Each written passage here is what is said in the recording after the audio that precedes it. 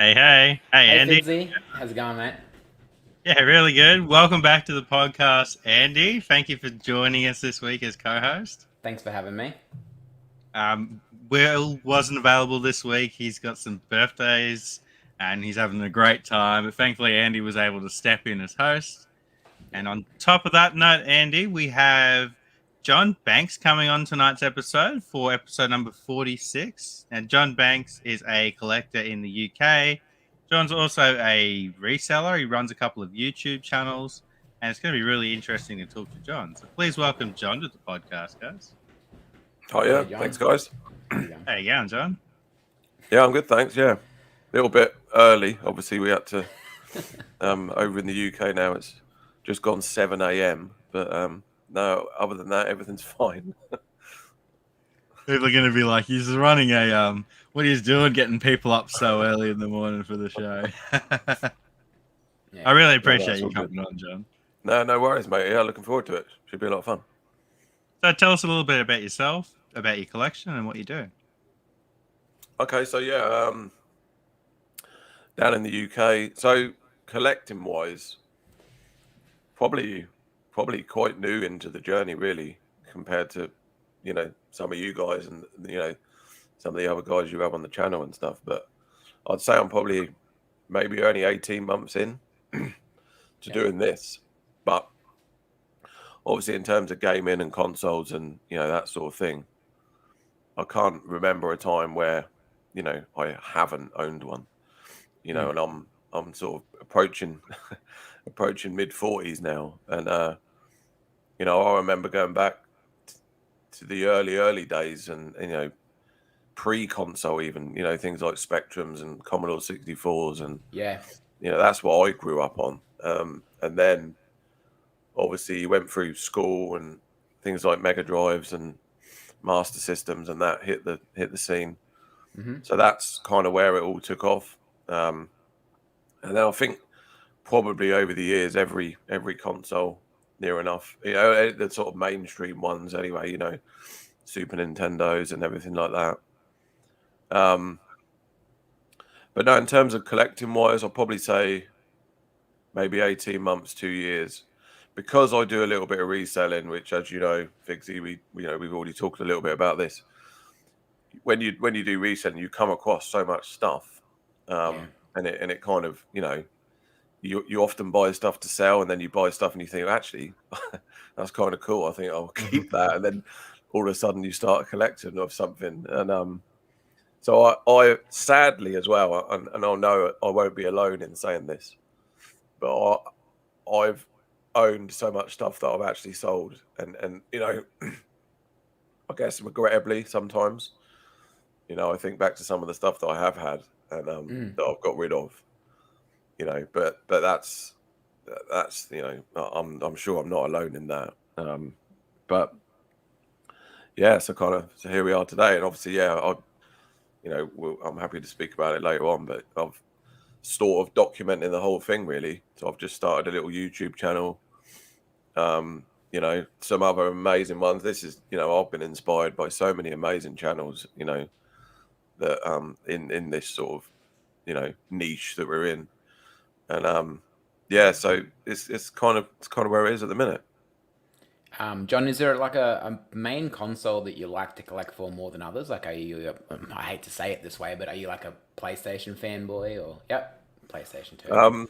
Well, I wouldn't say, PS2 is my favorite one. I mean, that is the one that's so much scope and variety. I mean, I know they all Yeah. have now, but I probably did sway towards PlayStation a little Yep. bit more. We do have the Xbox. We have the Xbox 360. I kind of have broken it into two segments. I have this area, which is kind of like my sort of gaming room stroke office. And this is kind of like the older stuff in here. So we have from, I don't know what the generation's called, but from PS3 and Xbox 360, Third gen. that generation down. Yeah. Yeah. So then PS3, PS2, PS1, and then the older Xbox and Mega Drive and stuff like that is all in here. Yeah. And then the next gen consoles because there's no way the wife would put up with all of this in the lounge. No way. So then we have the next gen stuff in the lounge. So we do play Xbox and that, but we've got the Xbox One in the lounge as well. But I'd say probably, PlayStation was what I spent most of my time on. I mean, I was never a kid at PlayStation. It was, that would have been college days, which in the UK was sort of, I guess, from sort of 16 onwards, through to your sort of late 20s, I guess, that sort of period then. But a lot of fond memories of that. I was flat sharing. There was a lot of, we were going to pubs and then coming home, and it would be straight on the Xbox or straight on the PlayStation. Those sort of times. Good times. Yeah. I can imagine in the UK, availability of games would have been pretty easy as well back in those days. Oh yeah, there was no problem. You could you'd get stuff. You'd have on the day of release there'd be no problems. There's none of this like it is now. Some of these people you see queuing up for hours on end, or you have to wait 3 days for it to. You don't get on the day. Back then it was no problem at all. But or a bot bought 500 copies of it and you now can't buy it. They're all on eBay. Yeah, exactly. Because I mean, the UK is really known as a place that has a lot of PlayStation 1 games. Would you say it's a pretty big region for PlayStation 1? It's easy. Fixie can probably agree with this as well. When you're on eBay looking for PlayStation 1 games, you can find them pretty easily in the UK. Australia. Yeah. I mean, in terms of you can still get them. Obviously, absolutely fine. We have secondhand shops. There's quite a famous branch called CEX over in the UK, which pretty much only specialises in secondhand stuff. The idea being you can go in there and take your stuff. They'll buy it off you for an obscenely low price, and then they put a massive markup on it and buy it. But if you want to just go and buy a game, you can go there. We have a lot of these kind of secondhand sort of trading platforms, Music Magpie. I don't name them all, but there's loads out there. But in terms of it out in the wild, trying to find stuff, it is becoming harder. Definitely, PlayStation 1's becoming harder now. PS2, you still see most of the time if you go out and about. I mean, we have these things called car boot sales. You're probably aware of all this. Yeah. Very jealous that we don't have them. Yeah. I mean, it sounds pretty dodgy. You have a load of people turn up in a field at about 5 o'clock in the morning in their cars, and they all meet. And you wonder if this shit's stolen or not. Exactly. Well, yeah. Oh. So you open up the boots, and then people, they're in there with their torches, the early birds, and that, and then you just sell off a load of stuff. But it's becoming harder and harder, to find gold, if you like, out in the wild. It still happens, you still do get it, and that's what I like. I actually like part of the hunt. Do you know what I mean? There's as much of the you'll agree, like Fixie, when you do like a bit of your reselling, that sometimes it's going out and finding the stuff is as much of a buzz as it is, actually, if you want to flip it on or if you want to keep it for yourself. I bought religious DVDs yesterday for a great price. I got them for less, I think, like 80 DVDs. Most of them are brand new and sealed for $20 for the bag. I was stoked because I know I'm going to make a lot of money with them. Yeah. Another question for both of you guys as resellers. Do you ever get bummed out if you go to, say you have 5 places on your list of places you're going to go to look one day to find things? Do you ever get bummed out if you go to 3 of them and you find nothing? What keeps you going to... Because I find when I go out looking at op shops and stuff, I'll get to the 3rd shop, and if I haven't found anything, I just usually say fuck it and sort of that's it. I give up. How do you push through and just keep going to more places to try and find things? I guess if it's your occupation, maybe it's a bit different compared to hobby. So my take on it is it's definitely not my occupation. I mean, I do it as very, very much as a side hustle or as to grow. Actually, this collection here, which I'll talk about later on, I know it's Xbox, but that whole collection is done basically flipped.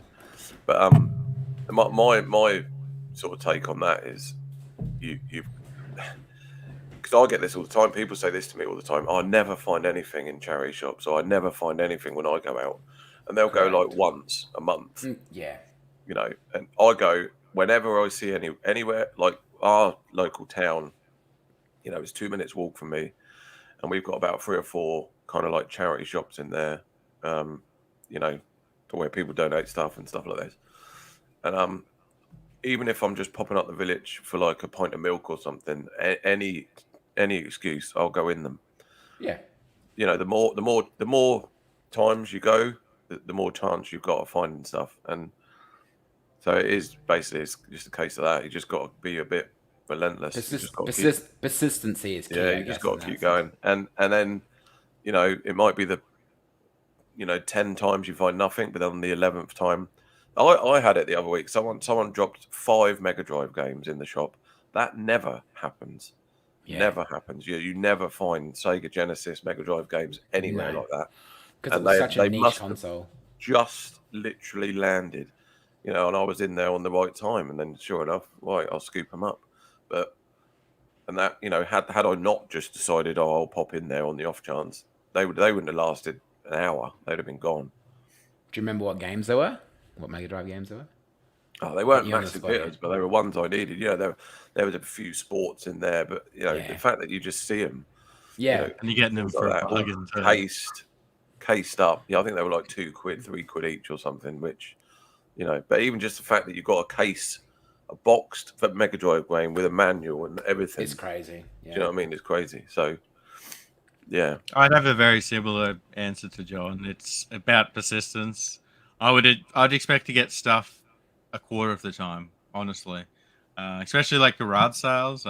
One thing that John didn't mention that I come into a lot is people listing garage sales, and this happened to me yesterday with 2 of them.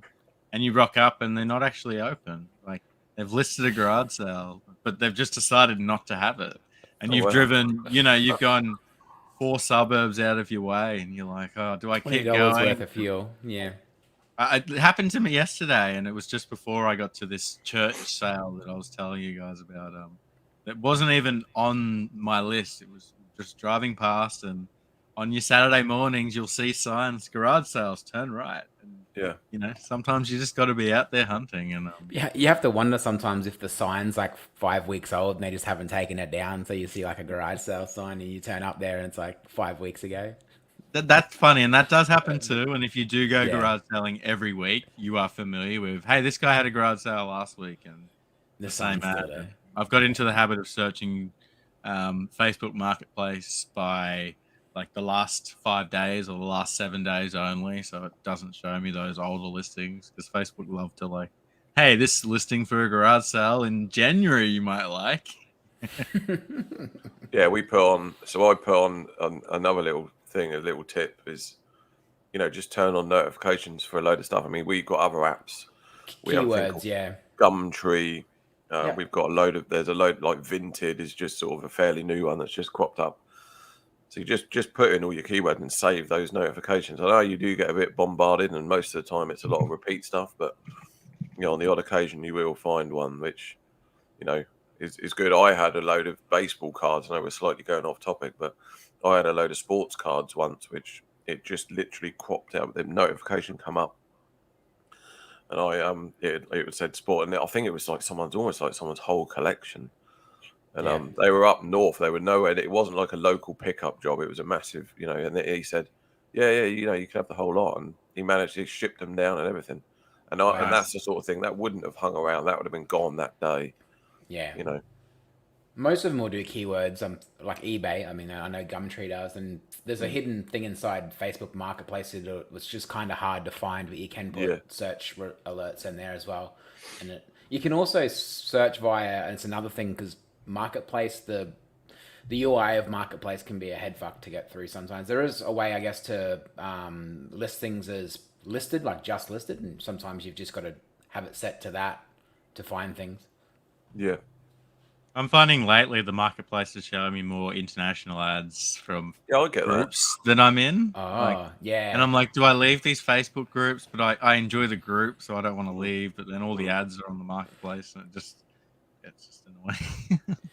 I know what he's talking about, but it's not for games for me. It's for like old American pickup trucks and stuff. And I'm like, why is this showing up on my feed? So I think we have to address chat. Me and Andy are coordinating your outfits, yes.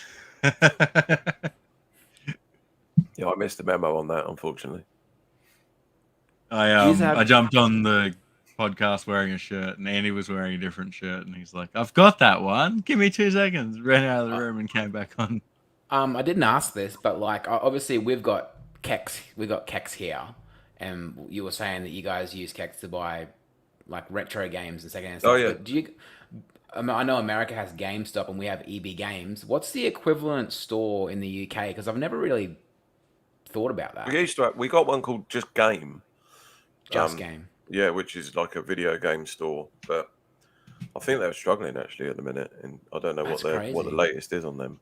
So is there a main franchise there for buying just mainstream brand new games? Yeah, it'll be Game, stuff? but a lot of their it'll be Game, but a lot of their stores are kind of shutting down, and they're ending up. They're going in. They're like They merged, I think, with a sports retailer. It was weird. I remember I was out in town with my kids the other week, and we were in a sports shop, and there was a section within the sports shop which had games, and then had all the game logo and everything like that. It's physical, man, isn't it? It's all going. It's like slowly sort of starting to fade off, but I think we've got a few years left of it yet, but I don't know whether that is it. But I know CEX is massive. That's still going because you've got a lot of people that are buying up, and trading in. A lot of people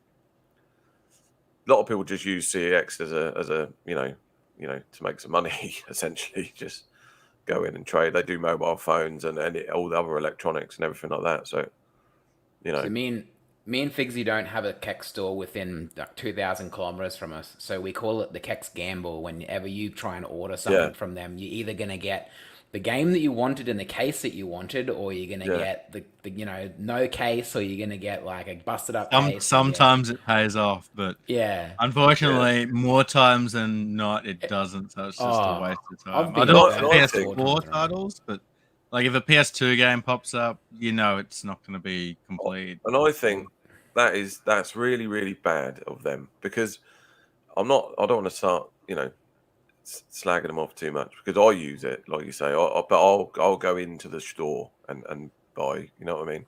I'm lucky enough, we've got 2 quite close, but they have that over here. I see loads of YouTubers, they use it, the CEX roulette, they call it, which is exactly the same thing. They'll spend £100 on a title that they need, and they'll do like a live opening on the YouTube channel. And more often than not, it's just disappointment. It won't have the manual, or the case is all faded, and you just think these guys, they are a big part in people that collect retro games. That store is a big part of it. You must be able to grade it somehow before you list it online. And, I believe for the hardware. So I've bought consoles from them before, because consoles are sort of easier to fix than a game case, and sometimes I've bought things that they've said that they're damaged or they're incomplete or something, but then it just turns out that it's a console that's in perfect condition that comes with a third-party controller and not a first-party one. So there's weird things like that on the site, and they're like $200 or sometimes $100 less than the one that comes with a first-party. So that's right. Yeah. I've noticed CEX in the UK have gotten really strict with some trade-ins. People on Facebook have been posting PS1 games, like sealed games that have a crack in them, and CEX have been rejecting them. Things like that. Blimey. We're over here, they'll take disc-only games. Do they? Yeah. Oh, disc-only? Looks like it's been for a meat grinder. Yeah, we'll take it. Yeah. Put that up as mint. Yeah. Maybe it's only certain stores that really want to have pride in what they have. I don't know. I mean, you got to time it right as well. Sometimes you go over here in this country, and if you get there at the wrong time, I don't know. It's sort of like the annual trade-in day, and there'll be about a queue of everyone that's doing phones, tablets. So they've got a stack of 300 DVDs that they want to get £20 for, and you're stood behind. You want to buy one game. It's a complete nightmare. So at Kex, is there no separate counter for trade-ins versus people buying shit? Because that comes down to the individual shop, I think. I've been in ones where I've had a whole stack of games I want to buy, and I've walked out because it's been an absolute nightmare. But because you guys have got, you guys have cash converters over there, don't you? Yeah, that's another one. Yeah, that's quite good. Yeah, Yeah, we have cash converters, yeah. You know, none of them are going to give away, you know, ridiculously expensive games for like £1. That ain't going to happen. No, I don't know. Like me and Fixie here with our local one have been relatively lucky most of the time, but then like over time they get better and better. Oh, I okay. think it depends on who works sometimes and Yeah, the prices stuff too. But yeah, like you said, you're never going to get a championship Nintendo gold cartridge that's worth, 30 grand for, No, for I don't think £3 so. or something like that. So I was in one yeah. yesterday. I popped in our local one yesterday, and had a little skim through, and nothing really stood out. But it's a good place if you want to buy some, probably half price games. You know what I mean? It's decent enough. Yeah. Are they all, like, in your stores over there, are they all priced exactly the same? Like a PlayStation 3 games all, say, £2 or something? No, Or no, they no. all They'll individually price priced? chart it all. They'll Wow, either price okay. chart it or go on eBay or something like eBay. that. And Yeah. Which can work wrong as well. Like, as in, what I mean by that is, like, sometimes they'll price a game that's obviously worth a fair bit of money, and then other times they'll go on price charting, and it's really a $3 game on eBay, but like they've looked on price charting and it says it's $50, but it's not. No, I don't agree. And like, I've got no problem with, obviously all these shops have got to make money. They all need to make their businesses at the end of the day. They've got to pay staff, they've got overheads and everything like that. I get that. Yeah. And I don't mind it in the terms of like the cash converters one. I totally understand. But charity shops to a degree is a bit different because, their stock they're getting for nothing. They're literally getting handed it. Yeah. And I've been in shops before where, there'll be a load of games which are all £1 each. And then there'll be one which will be £20. So they're clearly having a look at it, and it will just sit there. It will sit there for years, months, and because they haven't got that type of market. You know what I mean? They're not. I don't know. It just seems a bit. You know what I mean? It's a bit. I'm a bit on the Yeah. fence with them doing. I've got no problem. Everyone's got to make a living, and that's absolutely Yeah. fine. But I guess for me, it's are these charity shops using all of their profits to go towards, helping homeless people and stuff like that, or is it going somewhere else? Like, if it's a charity shop that's trying to make as much money as possible to help homeless people, help people in need and stuff, no issues with that. But if it's going, somewhere else, then On that note, Andy, I go to charity shops weekly and regularly discuss these type of things with the owners, and what they're telling me is their expenses are becoming more. They've got certain employees that they have to pay now because you can't just have people working for free. No, they have to pay rent. Electricity's gone up. They still got to pay for that. So makes sense. When you think about that and you think about, well, the store might some days might only turn over a couple of $100. You can sort of understand. But there's one by us. I mean, I had a chat with the lady, one of the store owners in ours, and again, we would all do the same, right? But I must admit, when she told me, I was a little bit peeved. She had a stack of Pokemon cards in there, right? They were nothing. They weren't the vintage lot. They were all the new stuff. And I said to her, "Do you have any more of these?" And she said, "Oh yeah, there was loads that came in, but they were the old ones. So I took them home. My daughter's going to have a look through them." And her daughter being like old enough to understand, which are the good ones. And she sort of went, no, yeah. So she's looking through to see what the expensive ones are. Yeah. And I thought, but then if you're the shop owner, we'd all do the same. It's just one of those things, isn't it? Or if you worked there, you know what I mean? You'd do the same. Oh, yeah. But when you hear stuff like that, you sort of think, wow, But everyone's hustling, aren't they? Everyone's out there trying to do the same thing. A good question from AJ. So we're all aware that the 3DS store recently shut down last week. AJ asks, are 3DS prices shooting up for you all in PAL territories? And this week I actually did a little bit of research on that question, not knowing he was going to ask it. And I was scrolling through 3DS games, searching for the least expensive and recent solds. And like all the most expensive games have sold in like the last 3 or 4 weeks. Wow. There was a certain Atlas title that went for like $550 in Australia. I can't remember the name. Wow. But in general, what about common ones? I can't comment on that. Yeah. But definitely the expensive titles, people are paying a lot of money for them. Like I'm looking at the dates. It's all the 25th to the 30th of March sales on eBay. Because I I use a system called CLZ Games Collector, and it's got a way of spitting out a report by going to probably the wrong source, but goes to price charting and gets data from there. I actually went in there the other day and did like a custom report for 3DS stuff, and all the stuff that I own, which is probably maybe 50 or 60 games, none of that looked like it had really moved in dramatically in price. Like, you know, it hadn't gone, a $20 game hadn't gone to $500 overnight or anything like that. So the common stuff is probably just going to be cheap for eternity, and things like Pokemon and stuff are probably going to be like... Yeah, I'd imagine Pokemon will. I use the CLZ app, by the way. It's good, isn't it? Yeah. Yeah, it's great. Well, it's the only one that picks up PAL stuff. All the other ones, you try and scan something for PAL, and it's just like, oh, can't find that. That doesn't exist. Yeah. Definitely does. Yeah. Well, I think that like we will see an increase, but it's not going to be as dramatic as when they first announced the store closure. Yeah. I think it'll be like in 12 months, you know, $30 games will be $40, and $50 games might be $65, $70. But you know, we're not going to see $20 games going for $400 again. We've already seen that happen. The Wii shop is shut, right? The Wii U Wii store.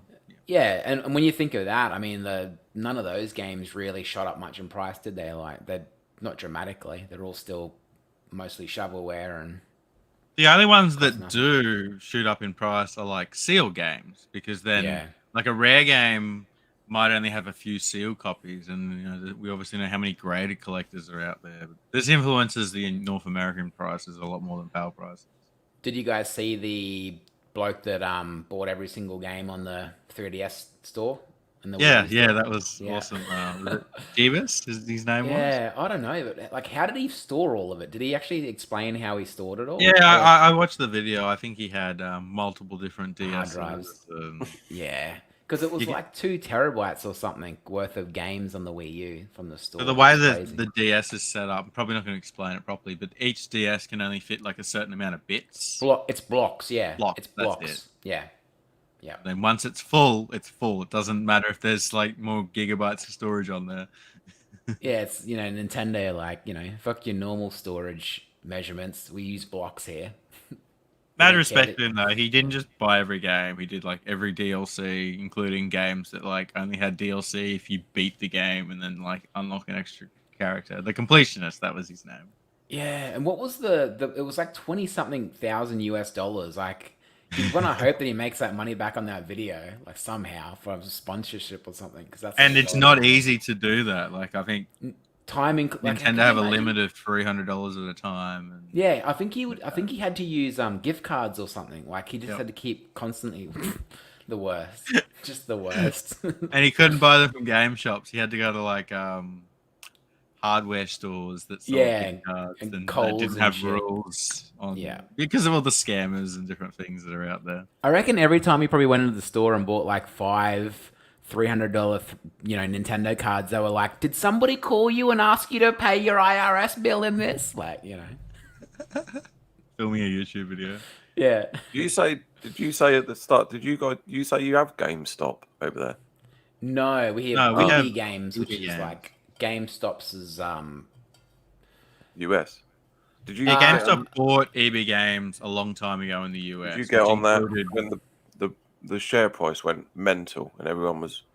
Do you remember that fiasco? Was it last year or? Yeah, so that was the Reddit community manipulating the share price, sending all the hedge fund managers down. That was amazing. That was amazing, wasn't it? Yeah. Apparently they've recorded a profit or something like that for the first time in ages, I believe. GameStonks, yeah.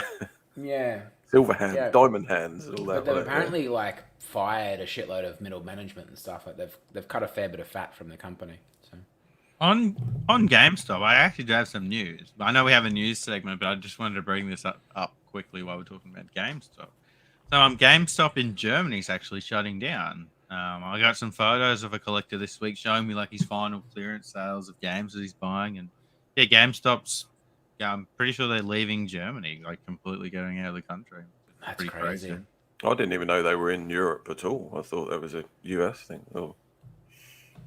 Well, I mean, we all know that physical games and stuff, even from shops, new ones are getting slimmer and slimmer. Like all the aisles of games are becoming, like you said, Fixie, toys. There's toys in there. Do you think this will be the last? Do you think this will be the last generation of physical games? I think physical gaming is going to be like PC gaming.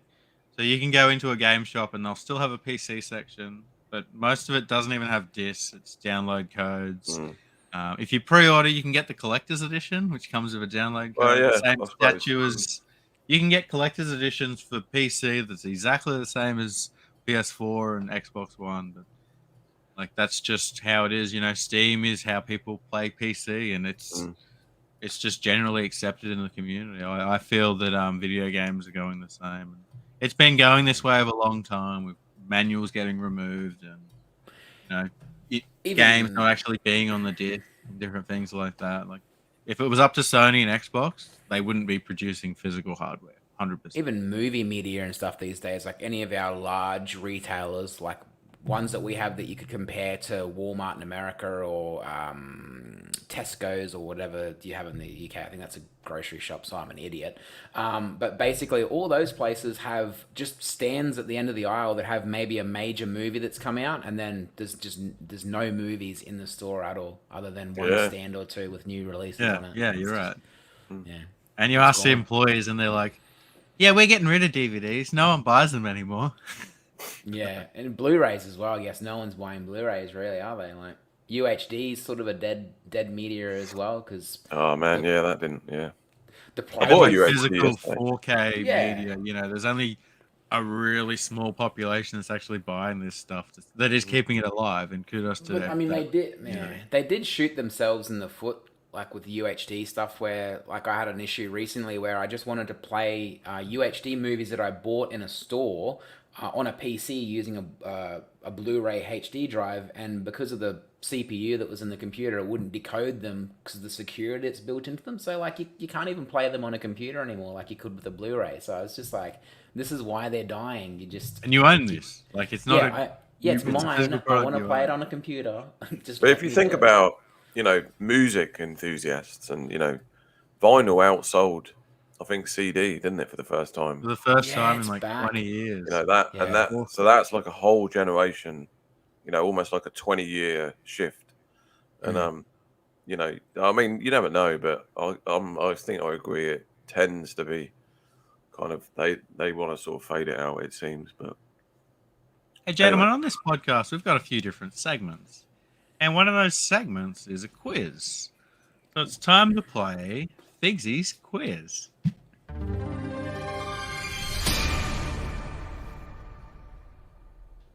Cringe. John, have you seen our quiz show before? I have, yeah. Would you like to go first or second? Oh, yeah. Okay, let's go. I'll go first. All right. So thanks again to Pavel for providing the answers to this quiz. So there will be 8 questions, 4 each. And you'll get 1 point for answering a correct answer. And you'll get 1 point for successfully answering an incorrect answer that the other person answers, and you get it correct. Pavel has, again, provided all the questions. He's done a good job. So, yeah, let's get into this. And just want to give a big shout out to Joe Rad for once again being the editor on the show. You do an awesome job, Joe. So couldn't do this without you. Appreciate it. All right, guys. Question number 1. This one's for you, John. What is the name of this second generation of video game consoles?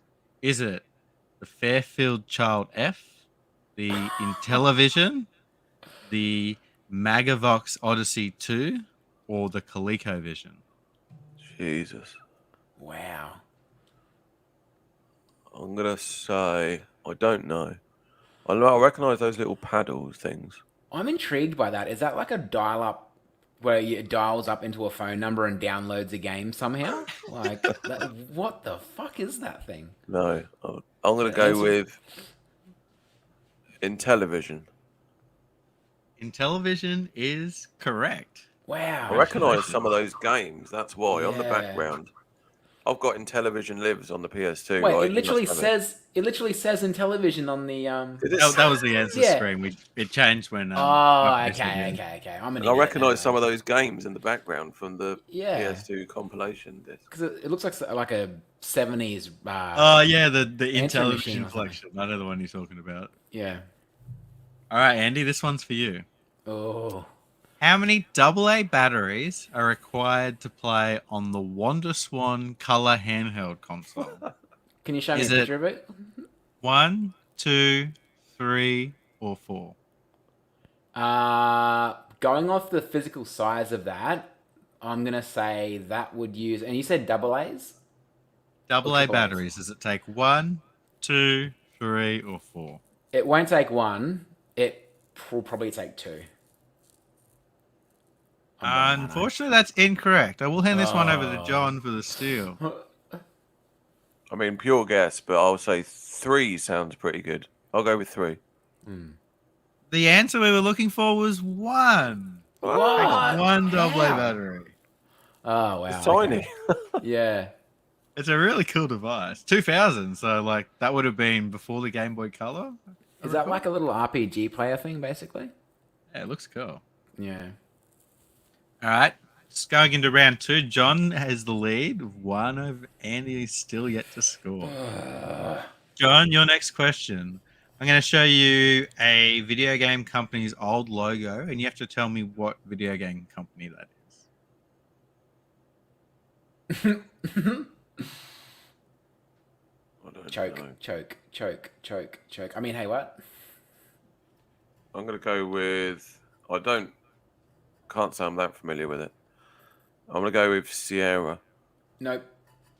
Incorrect. Can I go? Yeah, Andy, you can have this one for the steal. It's Locust Arts, baby! Woo! Yeah! Whoa! Sorry, I got Sierra was a close guess, though. Very, very similar companies. Yeah. All right, Andy. What PS3 Collector's Edition includes this 3-channel twin-engine remote-controlled aircraft?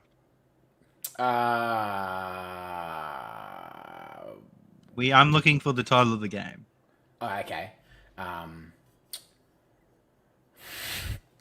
Black Ops 3. Incorrect. I will hand this one over to John for the steal. No, So this is a don't. PS3 Collector's Edition.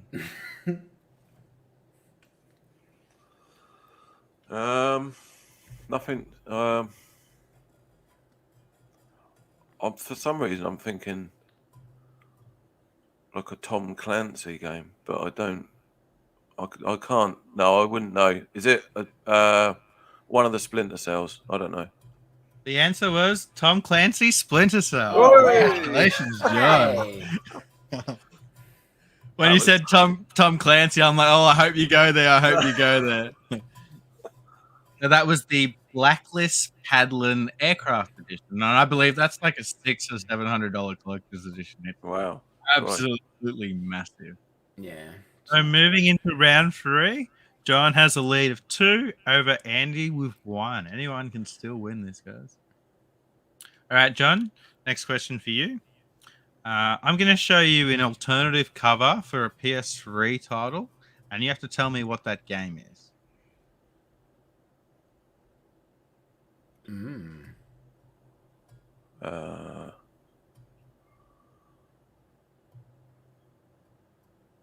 No idea. No, I don't. I can't. Let's go with Assassin's Creed 2. Assassin's Creed 2 is incorrect. I will hand this one over to Andy for the steal.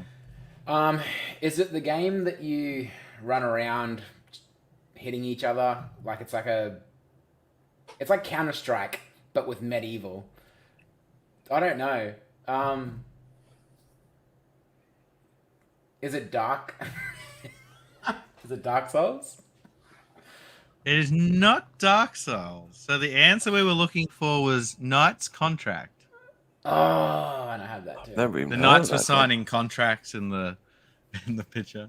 All right, Andy, I'm going to now show you an alternative cover. So this game is on the PS3 and the Xbox 360. Yeah. However, it's PAL exclusive. It's not available in America.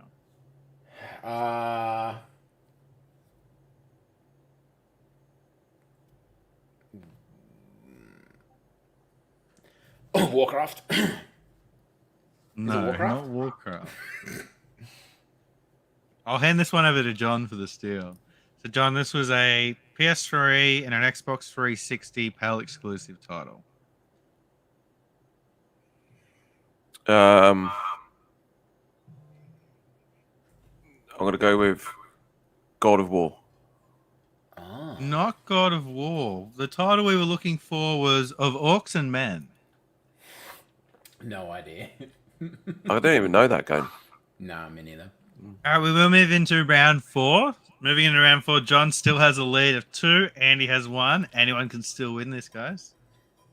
So next question's for you, John. What insect was hidden on the cover of Rule of Rose? I'm going to show you the cover, and there's a hidden insect where that box is.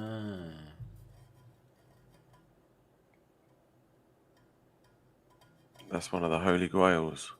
The Holy Grail. I'm PS2 going to go Holy with... Grail, anyway. Should know this, shouldn't we? I'm going to go with a beetle. It is not a beetle. Andy, for 1 point. What is the insect hidden in this image? Is it a spider? It is not a spider. We were looking for a butterfly. Yeah. All right, Andy, your final question. So there was an advertising campaign for the PlayStation All-Stars Island mobile game.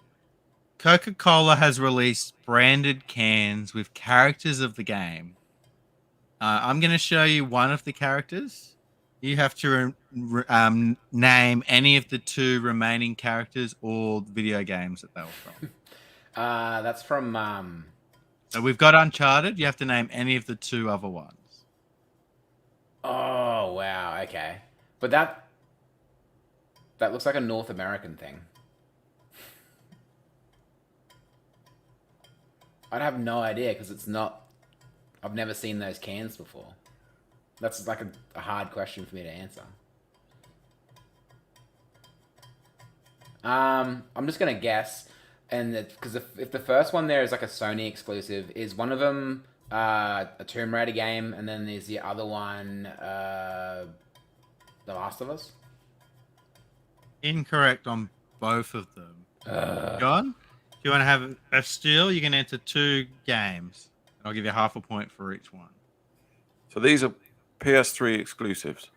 No, they were part of an advertising campaign for the PlayStation All-Stars mobile game. So Uncharted was one of the characters. What were the other 2 characters, or what video games were they from?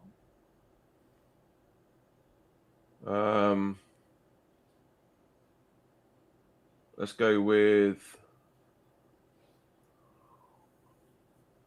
Assassin's Creed and Fallout.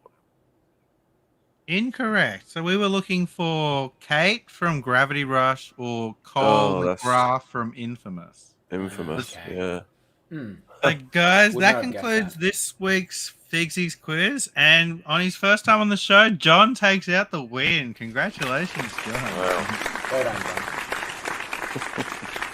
Some tough questions, so really good. Wow, I mean, yeah. Yeah. I've not heard of those 2 PlayStation alternative cover games. Not even heard of those games. No. Yeah, that was a tough question, that one, but not an easy quiz. That's for sure. And thanks for playing Fixie's quiz, guys.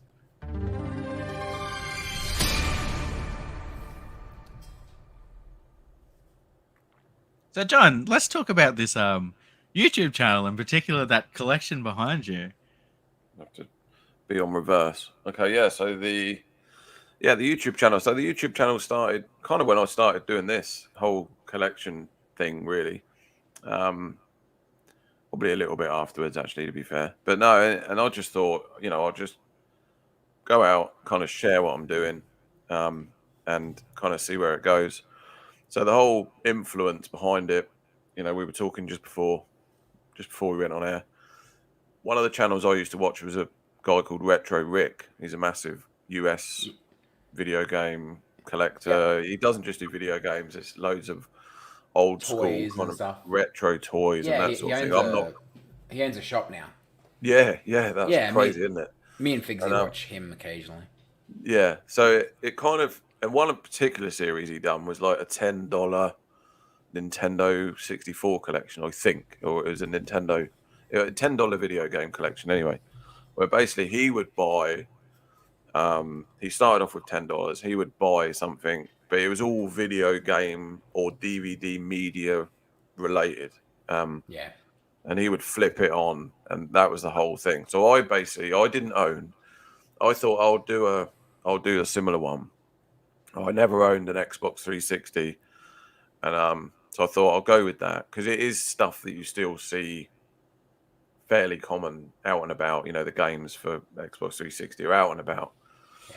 So I thought I'll do a similar thing. So I started with £10, 10 English pounds, and then basically done the same thing. But mine's a little bit different in the fact that I don't just flip video games. I'll buy and sell anything. And the whole thing is literally logged. So I think it started off with like a pair of trainers. Wow. And then it just sort of flipped on from that. Yeah. I spent maybe £5. They sold for 30. And then it just, you know what I mean? I'm real meticulous. The whole thing is even, there's like an Excel sheet, and some people are really, they like the Excel sheet more than, me actually going out and flipping stuff. So were you using the profits? Were you using the profits from the sale of all the random stuff to buy games? Yeah, so basically that's essentially it. So, and this whole collection behind me, including a really nice, we've got an Xbox 360S, which is a lovely, lovely machine, and all of these games, which started with a tenner. So the whole thing, and I kind of think nowadays, unless you're, very, very wealthy, this hobby, this, game collecting and, video game collecting, you almost need to do a little bit of like flipping and that to get through it, because no one wants to go out and spend 200 quid in a video game or sometimes a game that they're not ever going to play, or it's just going to sit on a shelf. Whereas you can make that a little bit easier if you do, if you kind of flip stuff. So that's kind of where the channel started, and now I've kind of started doing a little bit more. I'll just share my own thoughts on stuff. I'll just show my these are my top 6 games for PS2, or these are my the reason I collect, and blah blah blah. So it isn't just about flipping, and and it's kind of gone from there, and I'm really enjoying it. I've met some amazing people, number one, and yeah, it's been a great community. I've got people. I posted on Instagram about a month ago. My next thing I want to start building up is a PSP collection. I never owned a PSP, and I thought I really want a PSP. And some guy just reached out, and he was like, "Yeah, I've got 3 of them. I'll send you one." And he just sent me one. And I'm like, "Dude, that's awesome. Come on, man! You don't have to do that." Obviously, I had some other bits that he wanted, so we were cool. I had some Silent Hill stuff that he needed, so we were able to kind of do a little trade. But it was the fact that it kind of just out of nowhere. Do you know what I mean? So met some amazing people, and I think YouTube certainly helped that.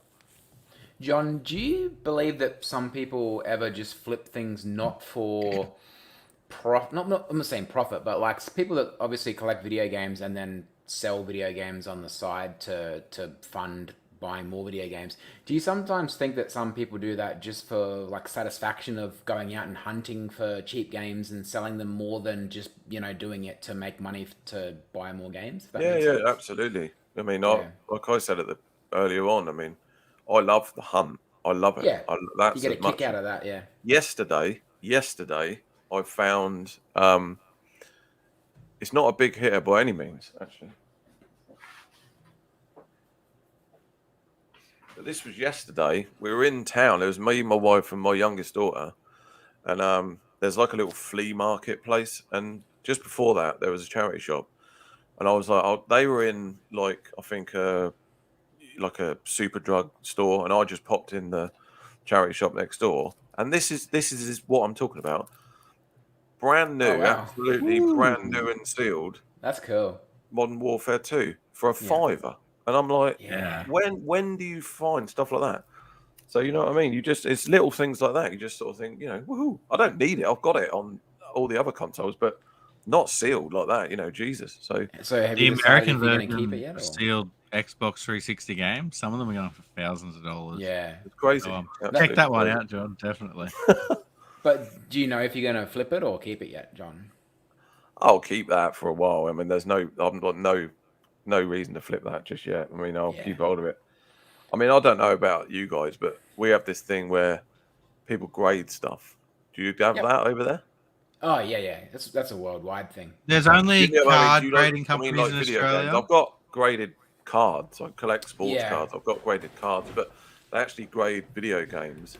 And I can understand it for stuff like, an old Nintendo boxed, Mario or something like that. But I mean, I've seen stuff like that. Do you know what I mean? PlayStation, Xbox, graded sealed games.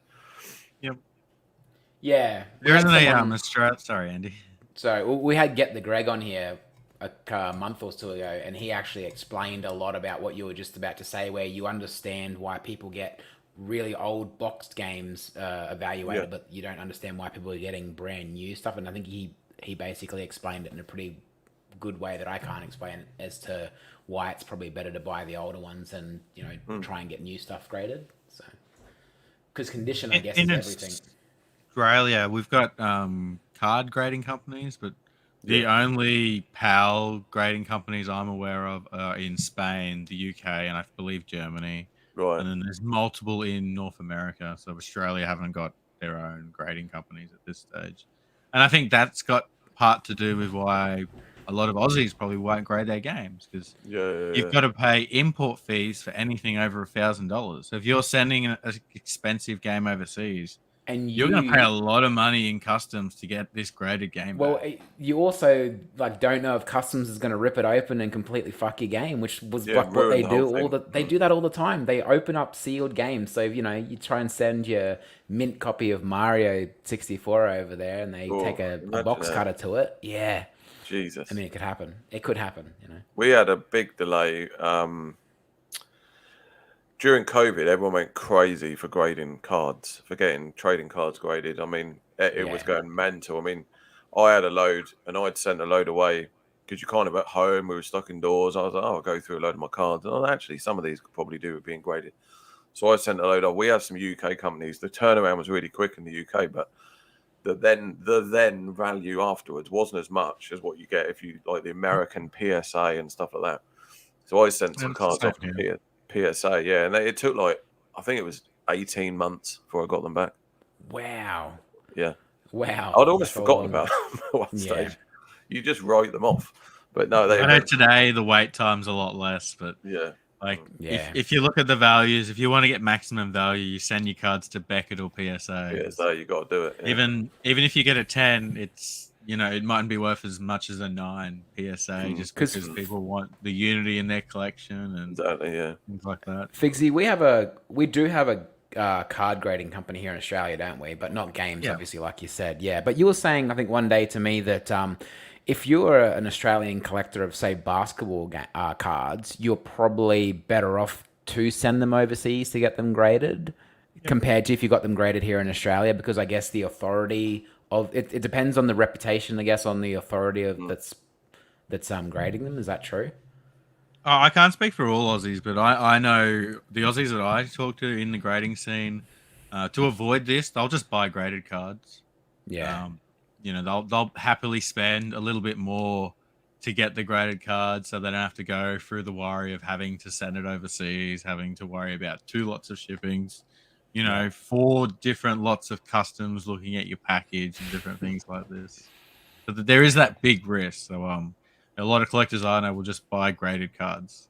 It's as simple as that. Yep. Hey, Guys, we do have a few more segments on this podcast, and one of those segments is homework. And this week's Hey. homework question was actually given to us from Andy. Andy asks, bring 3 games that you used to own and you played and loved as a kid that have not aged well today. I love the thumbnail. Andy, do you want to start with this one being your question? Yeah, I do. Okay, I've got mine down here. The first game that I remember playing a lot as a kid, and it was one of those things where your parents, when you're a kid, sometimes some parents didn't really believe in buying video games, but you could rent them. And I think I rented this game so many times that my parents probably could have bought it for me 10 times over. The game is Courier Crisis. And basically it's a game where you just ride around on a push bike, delivering packages and getting dogs chasing after you, kicking people and stuff. And when you go back and I remember playing it as a kid and just thinking that it was the best game ever. The graphics were amazing, and you just don't really think about like the physics of the game. Trying to play it over the last year, it's absolutely dog shit. You try and turn around a corner and the bike doesn't turn properly, and you run into walls, and it's just absolutely horrible. So if you do want to play a pretty bad game but also a good game at the same time, it's Courier Crisis. The next game that's probably going to annoy some people is Driver for the PlayStation 1. So I remember playing this as a kid and like loving it and thinking that it was like not a bad game, but then when you pick it up as an adult and you try and play it and you realize that there's a tutorial level at the start, that sucks. Like the tutorial level of this game is absolutely bullshit. It's the worst thing ever. Like trying to do all the stuff in that car park at the start is so that's It's a good game if you get past the tutorial. It's a good game if you get past the tutorial, but like the tutorial is what just didn't age well. Like it's I don't understand why. And then one that's really going to annoy some people is it's a game that's in a aftermarket case, so not a genuine case. That's going to annoy people. But GoldenEye, like GoldenEye, when you try and play it now on a 64, you realize just how bad the controlling scheme is because you're not really used to playing that way with that stick anymore. And you realize that the frames per second is terrible. Like when there's an explosion happening on screen, it's still a great game, but I don't think it's aged well. And the remaster, but the re-release on the Xbox was pretty good because it's a lot more playable. But it's it's plays like dog shit now. 24 years later. So that's my 3 games for my homework. John, do you want to go next? Okay, cool. So my 3 are I mean, before I start, a lot of the games I played when I was a kid would have been on things like Spectrums, Commodores, and stuff like that, which, in a weird kind of way, I do still have a bit of a.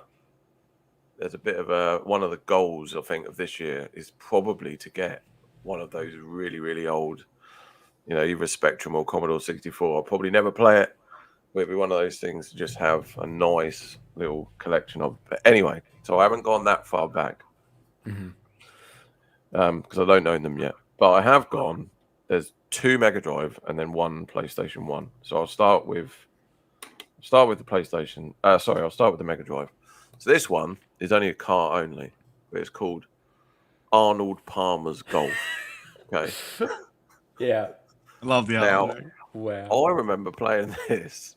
Me and a mate of mine, we would put hours into this game. We'd dedicated a lot of our lives into this game, and I think we even went round we'd hold him. I think we hold him one every par 3. There was these weird little challenges that we had in our heads that we had to do, and we'd become like masters at this, and I. So I was really happy when I got this. I thought, yes, I'm gonna. And Jesus Christ, I mean, I put it in. There's music. You music that you can't turn off. So you're playing golf with this like 8-bit music constantly all the time as you're playing. Yeah. The controls are horrendous. It's one of those ones. The power bar, push up, get the top, bottom. That's about it. Moving left to right. And Yeah, any slight deviation of that, and your ball's out of bounds. Forget it. But yeah, so that's the first one. John, sorry to interject, but all I'm thinking of right now is The Simpsons and that Lee Cavello's putting challenge. Like that's Lee Cavello's putting challenge. Like, do you want to play again? Very similar, exactly. Yeah. Wow. So there we go. That's number one. Unfortunately, I don't have it on case, but yeah, Arnold Palmer's Tournament Golf. There you go. Next one. Now, I love this franchise. I absolutely love this franchise. Okay. But this is the earliest one of it that I've got. There's far better versions of it now. And I remember playing it in the arcade. So that's where I started playing it. Probably, it's got to be, I know it's very early 90s. But anyway, and it does pain me to put this up because I do love these games, but just this one isn't the best one. NBA Jam, Mega Drive. Okay, brilliant games. Okay, but if you've played any of the newer ones, the PS3 version's brilliant. Okay, it's mint. PS3 NBA Jam is really, really good. Even the PS2 version is really, really good. But this is, I suppose, the closest one to the sort of arcade, with the SNES equivalent. But again, once you've played the other ones, you play this.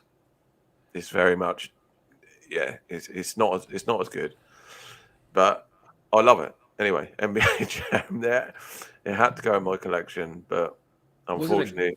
Was it a graphical? Like, was the issue with that for you? Was it a graphical downgrade, or do you think the controls not being the same as the? Well, obviously you're limited, aren't you? What you can do with just 3 buttons as opposed to But no, it just sort of it lost its love a little bit. It's one of those things.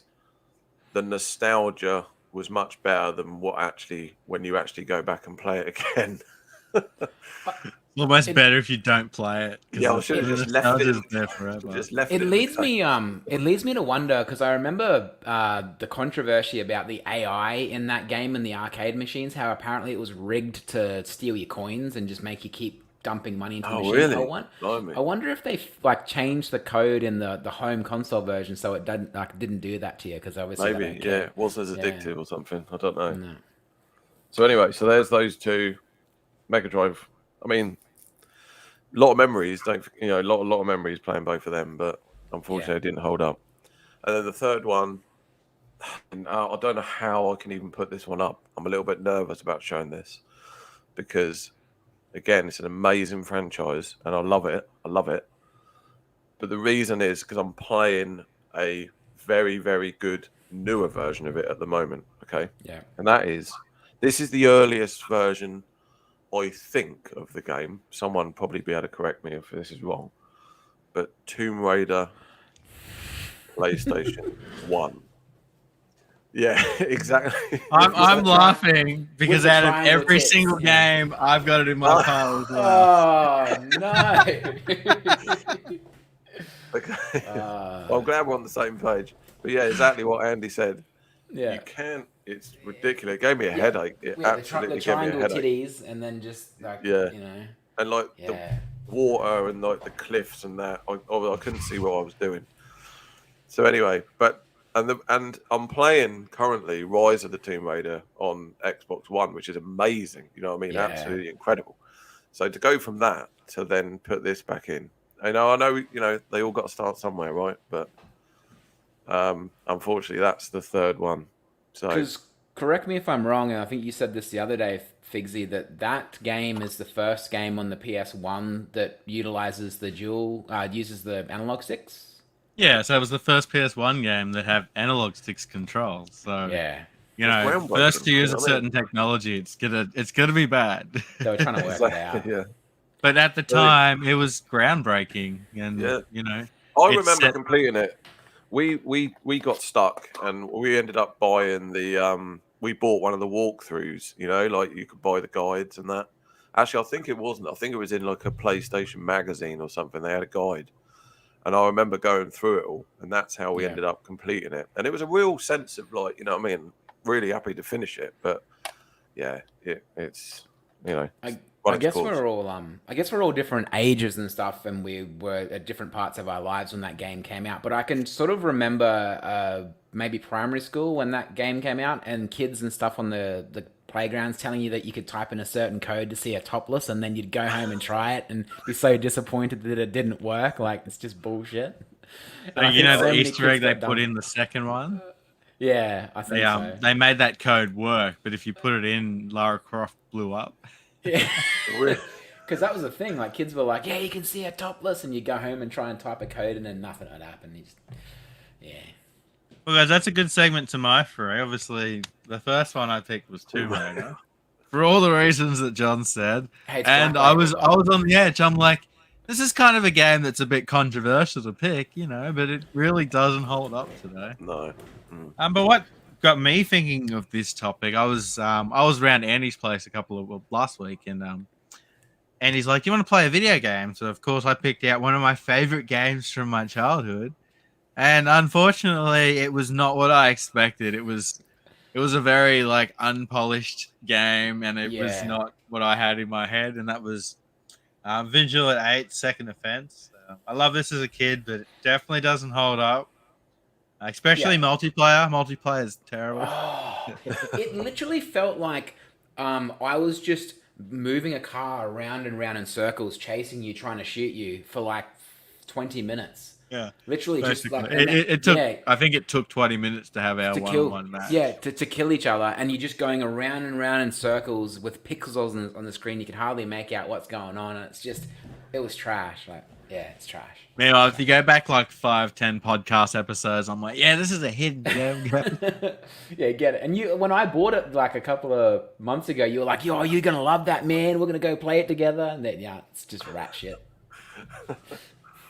Single player is still pretty fun. You can have multiple vehicles, but if it's just multiplayer, you're only able to have 2 people in the. I think it's a split. Like I was saying, I think it's because it's split screen like that and not like that, and your viewing angle is so limited. You can never see where the person is, so you're just constantly driving around in circles trying to find them.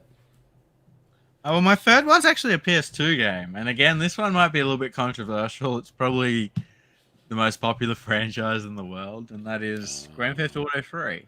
No. First open world Grand Theft Auto game, and if you look at it today, it really doesn't hold up graphic wise, especially comparing it to like Vice City and San Andreas, because you can go back and play them today, and you're like, this is exactly as I remember.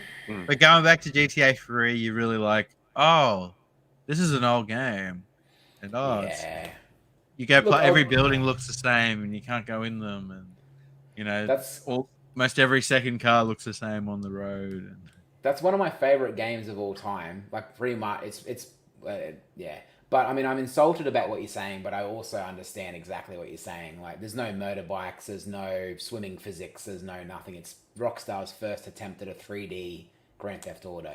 It's almost better to not play it, because your memories of it are going to be better than if you. It will, yeah. You're better off just playing San Andreas straight away, you know. But again, like the Tomb Raider thing, that game, I mean, it's sort of revolutionised that whole. All these shit games that we think are shit now are games that we wouldn't have these great versions that play now if it wasn't for those shitty old ones that don't play. First open world game, first game that uses dual shock controllers. One of my favourite. Actually, I've got like a double pack. One of my favourite double packs is a Grand Theft Auto 3 and Vice City. It's for the original really nice. Xbox? No, on PlayStation 2. Yeah, that's it. Yeah, that one. And it's got the real nice cover art, and it's like the different sleeves. Yeah, really nice. Yeah, it flips out. And wow, it's nice. It's a nice box set. Yeah, but like you say, just play the Vice City one. Don't bother with it. And like other people said, I think some people said in chat, like the character in it is just, he never talks, so there's no real connection you get to the character, and But if you go back to when that came out and you played that in 2001, You were It was going telling amazing. everyone about this Yeah. groundbreaking new game that's You can unlike shoot anything on the people's market. heads off, and pick up prostitutes and then kill them and get your money back. It's fucking amazing. But Especially going from the top down prior to that, wasn't it?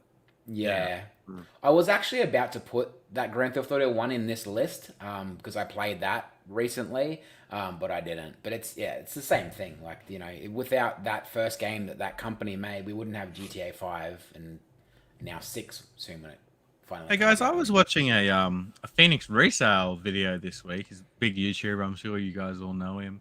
And I seen what looks like one of our viewers on Phoenix Resale's channel. So check this clip out, guys.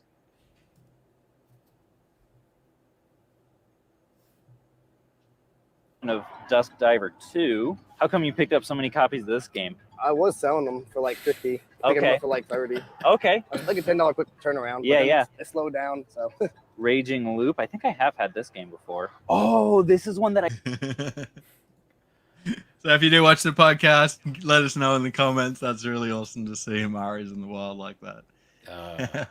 Well, we should see them soon, shouldn't we, Fixie? It comes out here. Yeah, Amari came out last week, I think. So I Yeah. haven't been into a game shop for a week or so. So Nah. maybe they're on the shelves, or maybe, like we've been talking, they're just, games are disappearing these days, new releases. Hopefully they're in the bargain bin already. You never know. Guys, have you picked up anything recently? Yes. What about you, John? Apart from your Mega Drive games and stuff. Yeah, what stuff for the collection or stuff to Yeah. play? Yeah, or... either of them. Yeah, I had a little. Like I said, I got that Modern Warfare 2 sealed yesterday, which was lovely. I got a whole stack of PS2 the other day. Actually, I got one which I don't know if it's. I'm pretty certain you guys have it. I'll just grab it. So I quite like the sort of 80s stuff, 80s theme things at the minute, and so I picked up this the other day. Ooh. Oh, wow. Miami Vice. Now, I love the artwork. I don't know if that is PAL exclusive, because when I posted it on Instagram, some people were commenting that they'd never seen it, and I've definitely never seen that before. I've seen it, but I don't own it. It's the game that it's I'd got to like the have one day. original Miami Vice, themed and all that. So yeah. Is it like a Retro City Rampage? Yeah, type it's game? like a Grand Theft Auto clone again. This is what wow. we're talking about. We were just mentioning then, without Grand Theft Auto 3, you wouldn't have things like this.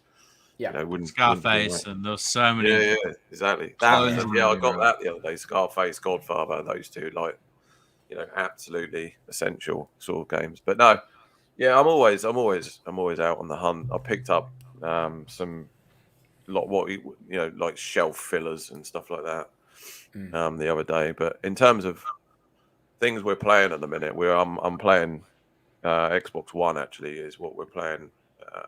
Rise of the Tomb Raider on that, and then in here in the sort of the gaming room, which is when I sort of if I have a bit of time to myself and I'm hanging out in the office, I'm actually playing a game called Alan Wake. You guys would have heard of it. Yeah. And, It's on PS4, but it's a Xbox 360 game originally. Yeah. I think they did a remaster on PS4. Really good story. Really good story. Yeah, and I'm really enjoying it. It's a really good story. It's a little bit clunky control-wise, but I quite like it. The sort of story behind it. It sounds pretty I'm cool. guessing you haven't finished it yet. No, I'm on about episode 4, I think, at the minute. So So basically, at the end of the game, right. So but don't waste your time. Yeah. But are you playing the remastered version? Or are you playing the No, I'm playing 360? OG 360 version. It was on the PC as well, I believe, but I might be wrong, but I believe it was a 360 game and a PC game, but it was never a PlayStation game, which I may be wrong, but yeah. Oh, okay. But it is now, right? PS4 done it. Yeah, the remastered version is on PS5, PS4, and but if you like Alan Wake, that means you'd probably like the Life is Strange games. You've heard No, of them? yeah, I keep meaning to get on them. I've not played They're them. really No, good too. Same sort of I've thing heard. where everything has a sort of consequence. The game I finished recently, and I'm a bit late to the party, was the Last of Us games. So the first one and then the second one, which absolutely blew my head off. I mean, they were insane. And then on the back of that, on the PS4, I started playing Death Stranding. Yep. Ooh, yeah. Walking simulator. Yeah. Like I really enjoyed that one though. apocalyptic Amazon delivery driver simulator. Yeah, that's what it is. Walking simulator. A bit, but in terms of, because I thought when I sort of finished The Last of Us 2, I had this kind of like, I thought, you know, I don't know if I'm ever going to find that again, because I'm a bit of a fanboy when it comes to that. I really, really loved it. Yeah. And it was sort of like the come down. I was like, I need to play someone else. And then I whacked Death Stranding in. And I mean, Jesus Christ, the intro on that was unbelievable. That just completely got me again. Do you know what I mean? Yeah. And I was like, that's a late at night, headphones on. Do you know what I mean? No one else around, sort of thing. But yeah, that's so slowly playing through that. So those 3 titles are what we've sort of got on at the minute. Yeah, it's kind of a shame that it's bombing so hard on the PC at the moment. The port that they made of The Last of Us Part 1 for the PC is not good. It's is it? Oh, yeah. no. Oh, it's got a lot of problems. It got released in a really bad state. There's no excuse for that because it's a 10-year-old game. So just hold off, wait till it's polished, and then release it. Yeah, there's 11,000 reviews on Steam, and I'm pretty sure most of them are negative. It's yeah, like you'll load the game up and it has to make the shaders, and apparently people reckons it's taking about an hour at times to just make these shaders before you can actually play the game. So yeah, pretty bad. Like they'll get to a point where they'll patch it and it'll be fine, but like the initial release of The Last of Us on PC is going to be renowned as a poor release, and a lot of people's first experiences is going to be bad to an amazing. No, you say there's no excuse. It's just, you know, it's all done, isn't it? Like you say. And I mean, they didn't screw up like the God of War, because God of War on the PC it was an amazing port, and then Returnal and stuff recently got ported over the PC, and they've done like amazing jobs on that. But I don't know if maybe Sony didn't have any sort of hand in this release of the PC and like saw if it was any good or not. But yeah, I can all put it down to just it being rushed. Yeah, surely if you're releasing a game in a broken state, you're aware of that. Like yeah. You know, it's got to come down to, you know, it's The Last of Us is the most trending show on TV right now. We need to release it this month. That's what I thought. Jumped on the show trending. Do you know what I mean? The back that of makes sense. Yeah. Makes a lot of sense. Andy, what have you picked up recently? Let me go down here. Wow. Okay. So, I have 3 recent pickups. And the first one is Deer Hunter Reloaded for the PS4. It's shovelware. So basically it's a game where you just walk around shooting deer. Quite hard to get. Was it based on the film then, The Deer Hunter? That would have been alright. But possibly. Is it hard to get, you reckon? Yeah, it's quite hard to find. The Australian version anyway. Oh wow, okay. Well, I didn't know that. I just picked it up because it was it says $28 there, but I believe it was less than that because I wouldn't have paid $28 for this. So that's the PS4 game I got.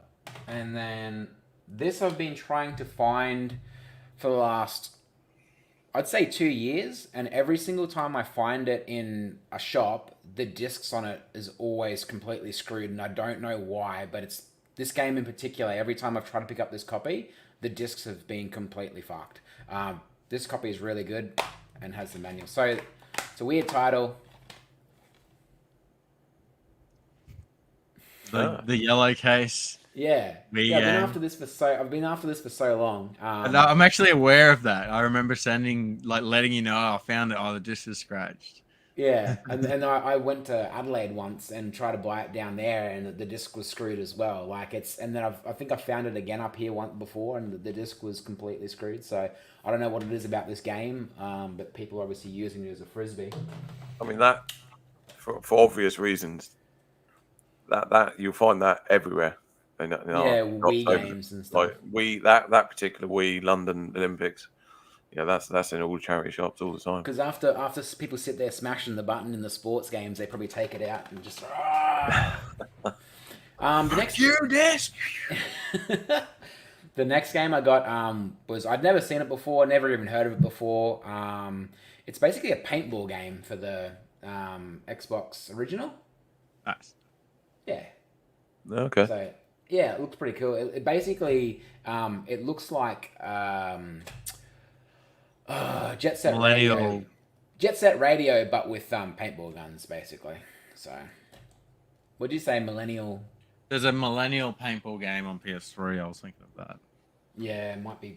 Is that one done by Activision? Yep. Yeah, it would have been the So same it's series. a different name. Yeah. And then the last game I got is I own this on pretty much everything else. Like I own the 360 version and I own it on something else as well. But I picked this up because I just wanted this version of the game because it's the same game, I believe, content-wise, but they changed the name because of the stigma around bullying. Oh yeah. Yeah. It's not actually about bullying though, really, is it? Yeah, you're helping people and stuff. He's trying to help people. Yeah. Yeah, people have the wrong idea about the game, but you know when the game's called Bully, it's straight away. Rule of Rose that was why Rule of Rose got pulled, because they thought it was about, there was some, you know, on their like children and, you know, like some, I don't know, not like, you know, borderline sort of mature stuff, and it turned out that none of it was, you know, it's not actually part of it anyway. Yeah. No, it's just one of those things where I guess when a game is released and the hype around it can just get fuzzled in people's perception of a game, and then it gets banned, I guess. So.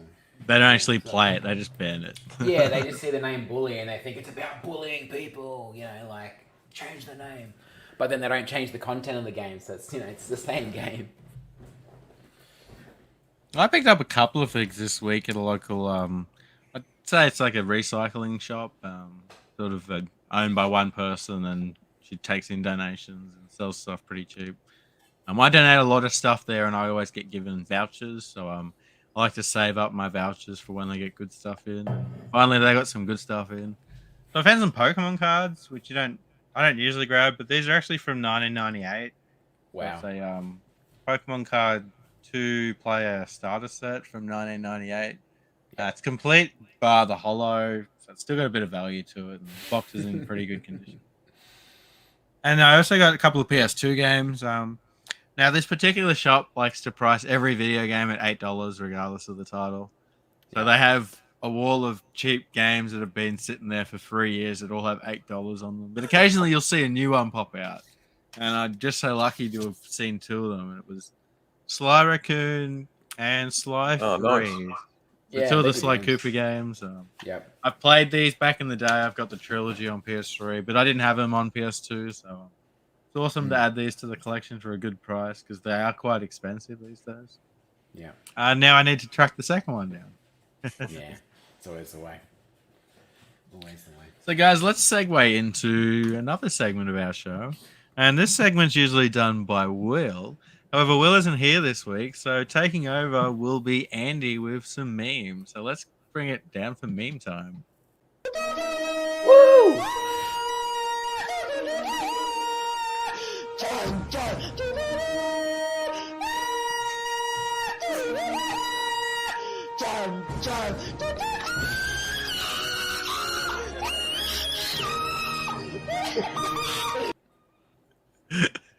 Jesus Christ. Andy has provided a lot of the memes today, and I think I've added a few as well, so enjoy, guys. Let's do it.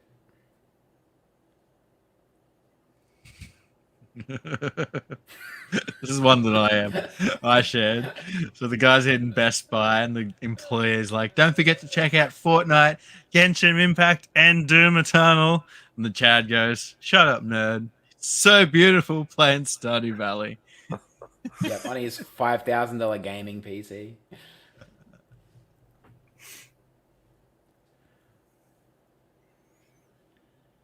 So here we have the guy going, "I'm so sorry, honey. I'm sorry, my children.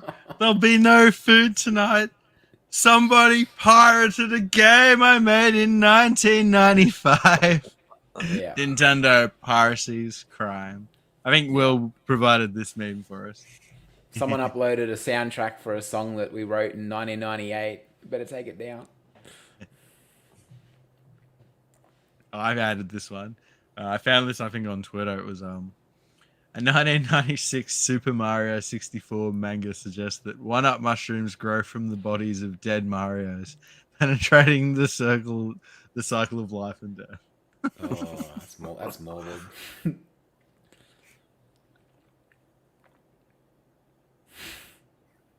One of yours, Andy? That's it. I hear crickets. You want to do your memes? Me with 500 hours played, max gear and max level, and then the NPC offering me a low level quest because I forgot to do it. That's giving me like Witcher vibes, going back to the start, like cleaning up for the trophies and everything. Yeah, or like Fallout New Vegas or something. Yeah, that's pretty much any game where you can customize your gear. So we got early game. Oh, it's gone. We got early game fit, mid game fit, and then once you got all the trophies and 400 hours in the game.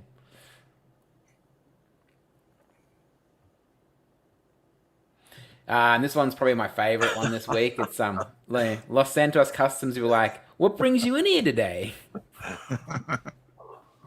Yeah. Every time. Yeah. Just a color change, thanks. And then the police don't recognise you after that. Yeah, that's it. Yeah. We'll be in there on Nexus mods. What's with modding and bringing Shrek into video games? I think it comes from like the Shrek is love, Shrek is life thing from Gary's mod. Like that meme is sort of like where that comes from. Thomas the Tank Engine's another one that seems. Yeah, to well, just I think that's also another Gary's mod meme video from back in the day. So that's where they all come from. This happened. That happens to you, Fixie, eh? When you donate $1 to a streamer. Now say my name. Or write it on a whiteboard in the background while I'm in the hot tub. Let's go. That's true, but Yep, that one too. Playing DayZ. When you're playing DayZ. guys, where's the ketchup? Also, guys, there's a guy straight ahead, 473 meters, second floor, third window from the left. That's giving me PUBG vibes. Yeah. And that was this week's meme time, guys. Thanks, Andy, for the memes.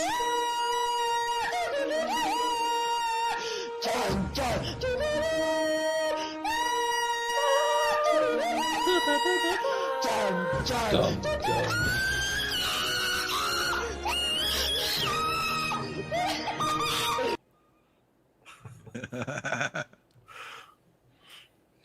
Oh, that was gold. Wow. John, yep, tell us where we can find you on social media. What are your YouTube channels and Instagram names? Yeah, so YouTube is JB Collects, and the same. Yeah, Instagram. I did have a little TikTok, but I don't mess around with that too much. I mainly just do Instagram, JB Collects, and same, yeah, YouTube. So I try to do a post a day on Instagram and then one video a week on YouTube. My latest video was a bit of a weird one. It was me rearranging all of that in alphabetical order, which, to the I love it. average human would be, are you a little bit mental? But to us, people I'm like sure watching it's that. like, People like watching that stuff. that's a good hour and a half well spent. The video is definitely not that long, but Yeah. and it's one of those jobs where you think, oh, this won't take that long. It'll only be, half an hour. Yeah. No, it was like all morning, literally. Bit of a backbreaker. Got the whole lot out. And then there was a big debate going on about whether Actually, I'll be interested to see what you guys do with this. So on T, I included the. So I know. And as I was doing I got a little story about this, funnily enough. As I was doing it, I sort of shared a little story on Instagram. Right, this is it. I'm halfway through, and this, that, and the other. And I'd stacked up all the S's together and then all the T's together. Yeah. Right. So the Matrix was in T. Right. Yeah. You get the idea. And then I was so like too much into it. I'd committed, and I was like, I'm not changing my mind. So I just done it all. And yeah, I got a little bit of a little bit of not backlash, but some people, well, no, you're thus. It's not. You should be. But I don't like looking at it.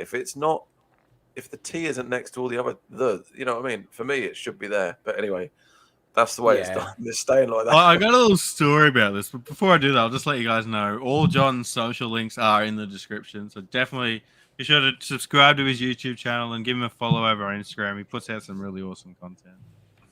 Back in the day, guys, I was with like a dozen other collectors. We were making the full PS3 list and adding all these guys to an Excel document that we all worked on. Anyway, one day, one of the collectors changed all the games. They were arranged like, say it was the Matrix, it would be under M. Remember, someone changed it to all the words, and that caused a bit of an argument for a day or two amongst the lost collectors. We have now done it with. It would be Matrix, comma, space. Yeah. I guess that's probably how it should be done. But no, it was no way I was going back and doing it again afterwards. And everyone's to their own.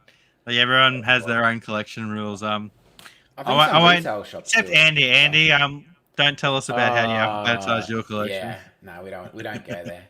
But I was going to say, Fixie, is I'm pretty sure places like even JB Hi-Fi use the system. Like when you go to JB Hi-Fi and look for movies, Blu-rays on all their shelves, they do the thing. Interesting. Yeah, we have to check that out next time. Yep. Hey guys, we do have a little bit of news. So in this segment, we like to show some PlayStation Collector podcast news, otherwise known as PCP news.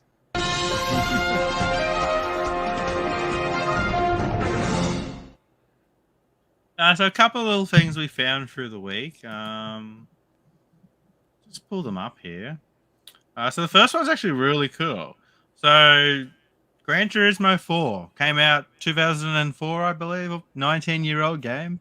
Yeah. Well, anyway, it's just been discovered that there are actually cheat codes in the game. So there are cheat codes in Gran Turismo 4. So I believe the cheats only work if you have a save file that's more than 12 months old. But yeah, you can get 10 million credits, automatically pass the licenses, automatically get golds on any event. It's pretty cool that they're discovering things in 2023 for games on the PS2. Do you believe that people found this by just digging through the data of a dumped disc? Or do you think, because there's no way someone would have just typed them in to find them? Maybe one of the developers leaked it or something. Shared it, yeah. But you think if it's a game that old, someone would have found that out somehow by now, which is just mind-blowing that that's really only... Not just that old, a game that was in like the top 10 sales of PS2 games. Yeah, that's got to be from data digging or something, because trying just to find that off the top of your head just by playing the game's impossible. Like, literally impossible. Nevertheless, super cool to see. I almost couldn't believe it when I read it. I'm going to have to give it a go. So another little bit of news. I guess this is general news. Well, nevertheless, it's a discussion point. So here we have the top 20 digital plus physical game sales of 2022. Just going down this list, John, Andy, do you notice any games that shouldn't be on this list or look really interesting to you? No, I mean... Grand Theft Auto 5 at number 4 is ridiculous. No, not really, because I follow this, like, I follow these lists pretty well, and I always know that, like, FIFA games are always in there, Grand Theft Auto is always in there, Pokemon games are always in there, Minecraft is always in there as well. Like, there's just games that you can always guarantee are going to be in this list, and that's... I mean, F1 22, I know, it's popular, isn't it? But it's a bit weird seeing that in there, I guess. Yeah, actually, yeah, you're right. I wouldn't have expected F1 No. all these games obviously going to have greatest hits copies. So Yeah. F1, I wouldn't take that as a greatest hits game. No. So. Even Yeah, though great. Code was pretty fun. global sport, football, FIFA, and all. But I mean, that's such a. I don't want to say too much about it, but those guys are just printing money, aren't they? They basically release almost the same game every year, with different shirts and update the clubs. And I think it's interesting that there's only one Call of Duty game on the list, because there's a lot of other multiple games from other franchises, but there's only one COD game. Yeah. And Elden Ring being so far up the list still is pretty crazy. Like that's awesome. I mean, game of the year. It's bringing easy action RPGs into the mainstream, and then you've got a lot of Nintendo basic titles like Red Dead 2. That's pretty solid. I'm surprised that's quite an old game now, isn't it? Yeah. Yep. Mario Kart is pretty much always in the Nintendo shop, like in their own shop, in the top selling thing. It's like. Yeah, I don't think they just print money with that game. I don't think they'd even have to make a Mario Kart 9 for another 5 years, and people would still just keep buying Mario Kart 8. 3 PlayStation exclusives in the top 10 with God of War, Horizon, and Gran Turismo, and they all outsold the Pokemon titles. However, I will add to that they were November releases, so that might have had something to do with them not selling it. I mean, I'd still be surprised if whenever Grand Theft Auto 6 is released, I mean that will just break all records. I'd imagine when it'll just blow everything out of the water. If I was Rockstar, I would make my own game system and be like, "Hey guys, you want to play Grand Theft Auto 6? You got to buy our console. It's the only people still would, wouldn't they? I would. I'd go and buy a $600 console to buy that. Yeah. Got you by the. I mean, they have such a monopoly that they could sign a multi-billion-dollar contract with Xbox or Microsoft. You think about GTA 5. I mean, that's 2 generations ago, isn't it? That was PS3, Xbox 360. No new games since then, and that is still absolutely huge. I mean, people just number 5. They live online, don't they? They live in that world. Do you know what I mean? I've heard people say, "Oh, do you reckon Grand Theft Auto 6 will ever come to Game Pass?" I'm like, no. Like, Rockstar would never, ever, ever stick that game in Game Pass. I can't imagine they will. No. Why? Because it's selling more copies than Pokemon. How many years now? It's almost. Well, it's 2003. It's like almost. It's 10 years old. 10 years old in September. Yeah, and that game is still on the top selling list of games. Like, I mean, the online community around it's huge, isn't it? You get like car meetups and like people being like police and stuff, don't you? And like stopping people role for play speeding. Is huge. Role play is massive in it. It's an absolute. I think with Grand Theft Auto, it's not a game anymore, as it's a part of gaming culture. If you go to the average mum or dad on the street that don't get into gaming and they go and buy a video game, well, Grand Theft Auto they'll probably buy, because everyone knows what Grand Theft Auto is. My mum's not into video games. She knows what Grand Theft Auto is. Like, I'm sure more people in the world know what Grand Theft Auto is than they don't. My wife's not massively into video games, but when we kind of first met, we completed Vice City sort of together, and that was her sort of little thing, you know what I mean? And so I mean, it's quite we've got it on the PS4. We bought like the digital remaster, although it's a bit tosh, but it was nice to be able to play it again in HD and the soundtrack and everything like that. So that was that brings up a good point that he meant Grand Theft Auto 5. Grand Theft Auto 5 broke all records. I think it made $1 billion in sales. And just on that, I think that changed things because Grand Theft Auto 5 broke movie records as well. So it suddenly went to people making this content. Hang on, there's more money in video games than movies. And if you look today, video games have got bigger budgets than movies, which is crazy because they make more money. John, when you played Vice City with your wife, did you nearly break up when you were playing the RC helicopter mission? Did it break some? It may well have done. Yeah, I can't take the credit. Actually, she done the majority of that game. Actually, she does often remind me of that. It was her that actually, done the the final boss shootout and all that. But no, yeah, it's really good.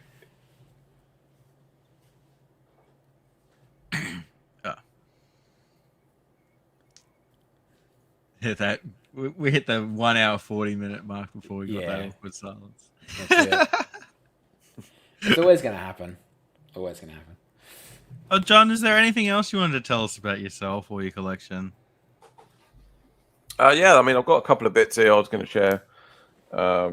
These are sort of like personal, kind of like holy grails, if you like. They're not. There's going to be no giant collector's box sets coming out here, but these are two sort of pieces that got a bit of a story behind them, and they're kind of personal to me.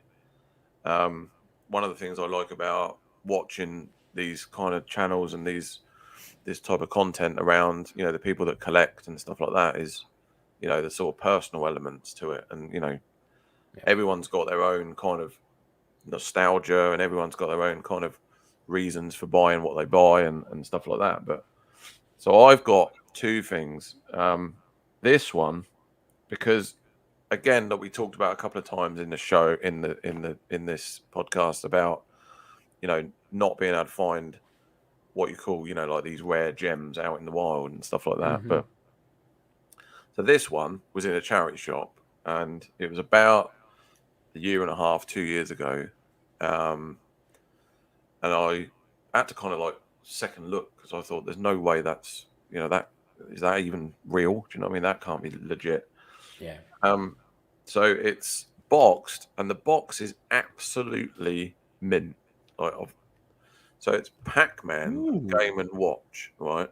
Oh yeah. From Grandstand, and Wow. this is from 1983. Okay. Yeah. That looks I brand mean, new. It literally is. So I was 5 when this came out, and the lady in the shop, it was up in like the shelf, and I said, "Can I have a look at that Pac-Man?" And she said, "Yeah," and she got it down, and she was like an old lady, bless her. And she went, "I'll just check to see if it's in there." And she started opening the box up, and she was like, almost like ripping, and I was like, "Oh No. just leave it, I'll do it." And I like. Yeah. So I was like meticulous not I know to the break feeling. any of the edges, and I opened it all up, and yeah, lo and behold, it's all absolutely encased. I don't think it's ever been played. It's got everything in there, and I did take it open when I got home, and because I was always a bit worried about the battery compartment. I opened it up, and it's it's pristine. There's nothing. So there's no battery in it, I guess. No batteries or... in it. Everything's Yeah, fine. that's I've cool. tested it Yeah. out once, put it back in there, and that's it. It's not a massive hit. I mean, there are people punching for like 300 quid on eBay, but I've also seen these sell on their own for like 70, 80 quid. So it's not that, but just that. I mean, how the hell can you get something like that? And this is like, obviously, again, like you mentioned, anyone that's ever played video games, even if they got no idea about video games at all, everyone's going to know what Pac-Man is, right? Yep. So yeah, that was pretty cool. And then the other one, which is a PlayStation 1 game, I've talked about this on my channel before. This was a really good mate of mine years and years ago.